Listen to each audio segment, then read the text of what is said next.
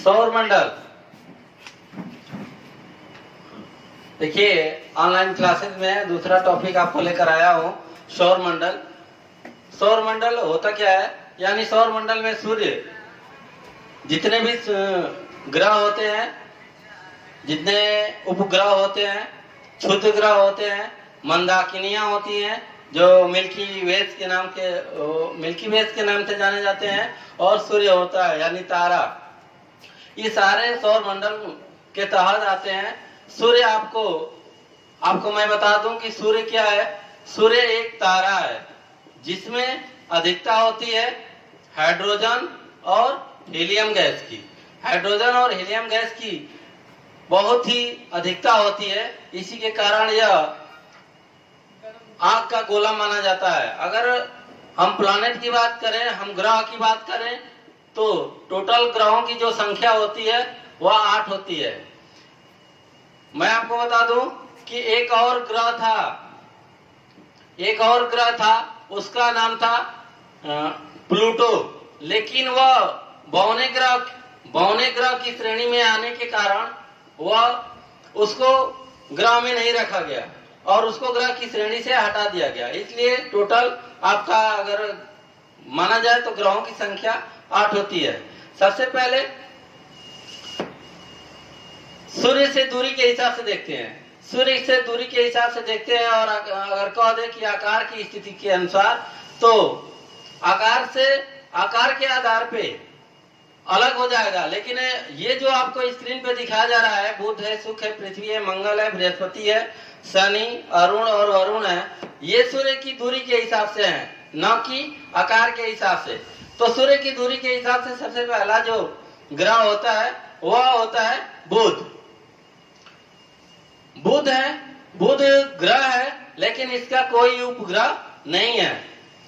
इसके बाद दूसरे नंबर पे आता है शुक्र ग्रह है, इसका भी कोई उपग्रह नहीं है। लेकिन तीसरे नंबर पर पृथ्वी है। ये पृथ्वी ग्रह ऐसा ग्रह है जिस पर पूरी तरह से जीवन यापन संभव है, और ये पृथ्वी ग्रह का एक ही उपग्रह है और वह है चंद्रमा। इसके बाद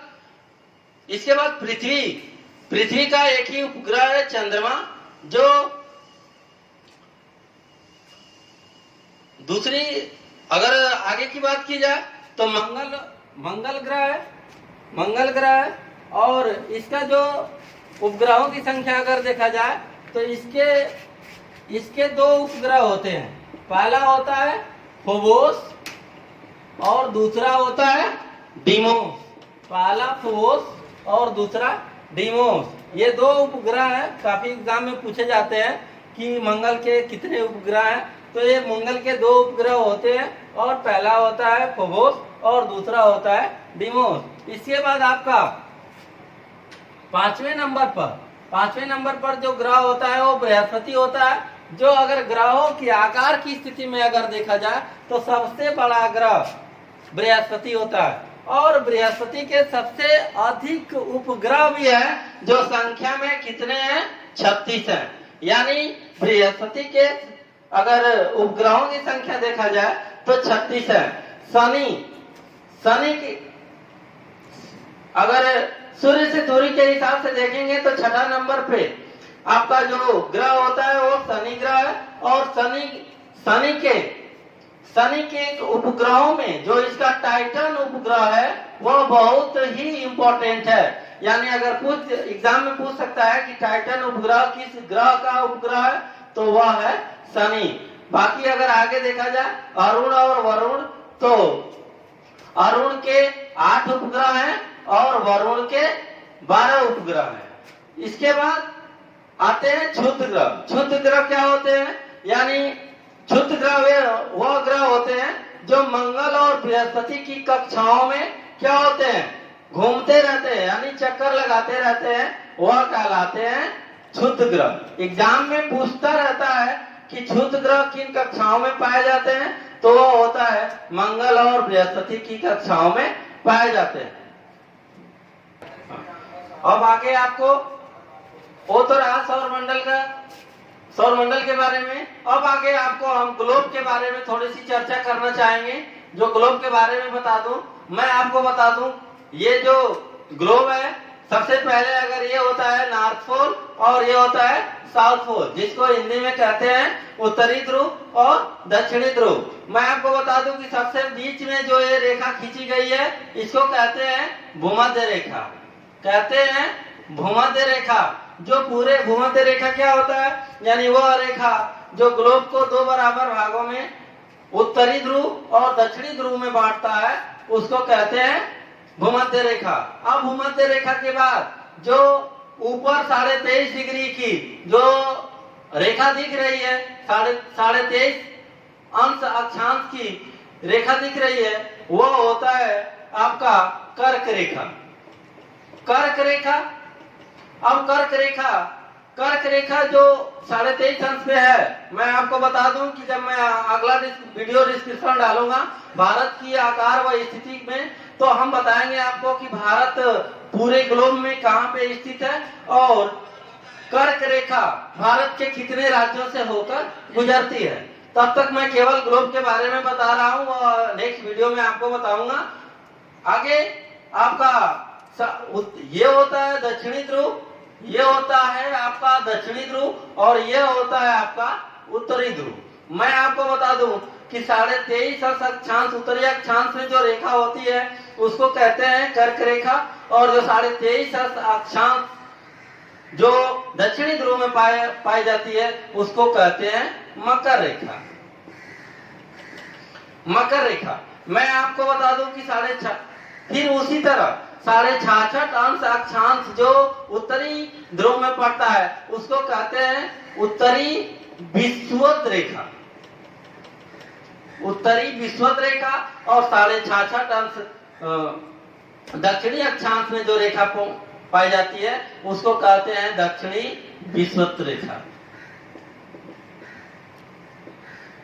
अब मैं आपको बता दूं कि अक्षांश रेखा और देशांतर रेखा होता क्या है। देशांतर रेखा वो होता है, वह रेखा जो उत्तरी ध्रुव को दक्षिणी ध्रुव से जोड़ता है। अगर मैं बता दूं कि देशांतर रेखा को कैसे डिफाइन करेंगे, कैसे जाने पहचानेंगे, तो मैं आपको बता रहा हूं, उत्तरी ध्रुव से दक्षिणी ध्रुव को जोड़ने वाली जो काल्पनिक रेखाएं होती हैं उसको कहते हैं देशांतर रेखा।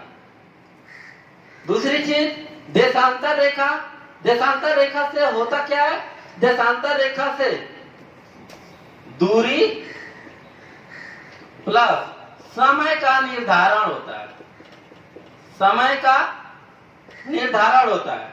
मैं बता दूं कि एक अंश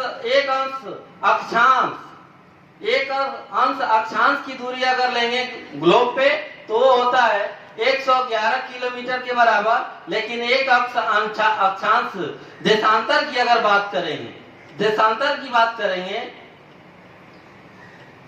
तो वह होता है 111.8 किलोमीटर।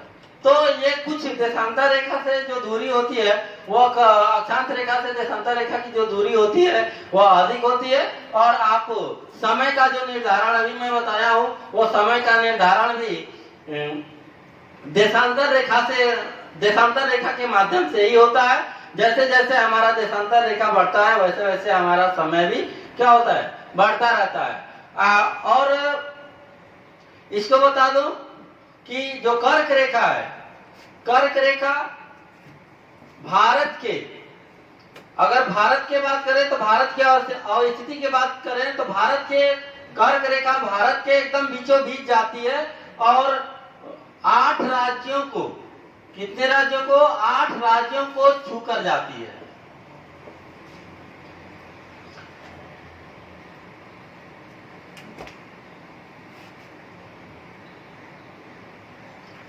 दूसरी चीज समय का जो निर्धारण बताया है वह ग्लोब का, मैं ग्लोब पर एक अंश देशांतर की दूरी अगर मानेंगे तो एक अंश देशांतर की दूरी मानेंगे तो वह होता है 4 मिनट। इस प्रकार 15 अंश देशांतर की दूरी मानेंगे तो एक अंश बराबर 4 मिनट, इसलिए 15 अंश की दूरी बराबर होता है 60 मिनट। और ये कैसे, मैं आपको बता दूं कि ये कैसे जो ग्रीनविच लाइन होती है, जो अभी आपको सीधे से स्क्रीन पे मैं दिखा रहा हूँ, ये ग्रीनविच लाइन होती है।